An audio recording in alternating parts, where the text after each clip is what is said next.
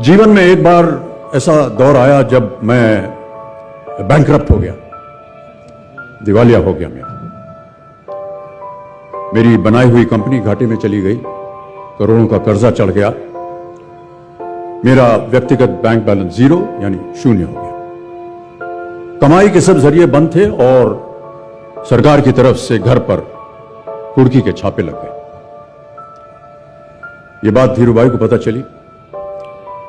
बिना किसी से पूछे या जाने उन्होंने अपने छोटे बेटे और मेरे मित्र अनिल से कहा, इसका बुरा वक्त है, इसे कुछ पैसे दे दो। अनिल ने मुझे आकर ये बताया, देवर सज्जनों, जितना वो देना चाह रहे थे उससे मेरी सारी दुविधा और परेशानियां खत्म हो जाती। उनकी उदारता पर मैं भावुक हुआ, लेकिन मुझे लगा कि मैं उनकी उदारता को स्वीकार न कर पाऊंगा। ईश्वर की कृपा रही और कुछ संकट के दिनों के बाद समा बदला, काम मिलना शुरू हुआ और धीरे धीरे मैं अपने सारे कर्जे उतार पाया। एक शाम धीरूभाई के निवास स्थान से इवेंट पर एक दावत के अवसर पर मुझे भी आमंत्रित किया गया। तो ऊपर लॉन में एक तरफ धीरूभाई एक बड़े से मेज पर अपने कुछ मित्रों, बड़े फाइनेंशियल और कॉर्पोरेट वर्ल्ड के दुनिया के दिग्गजों के साथ बैठे हुए बात कर रहे थे।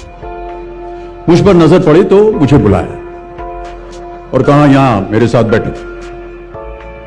मुझे बड़ा अजीब लगा, मैंने क्षमा मांगी और कहा, मैं उधर अपने मित्रों के साथ बैठा हूं, वहीं ठीक हूं। उन्होंने जिद की और बैठा लिया मुझे। फिर अपनी उस दिग्गजों की महफिल में उन्होंने कहा,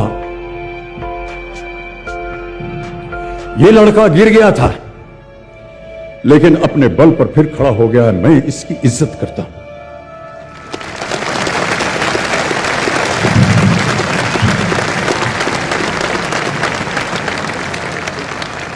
उनका ये व्यवहार और उनके वो शब्द मेरे लिए उस धनराशि से हजारों गुना ज्यादा मूल्यवान थे, जितना कि वे मुझे मेरी संकट से बाहर आने के लिए देने के लिए तैयार थे।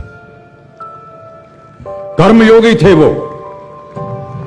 कहते थे, ईश्वर ने हमें दो मार्ग दिए हैं उन तक पहुंचने के लिए, एक भक्ति और ध्यान का और दूसरा कर्म और ज्ञान का। मैं दूसरे मार्ग पर चलने वाला इंसान हूं।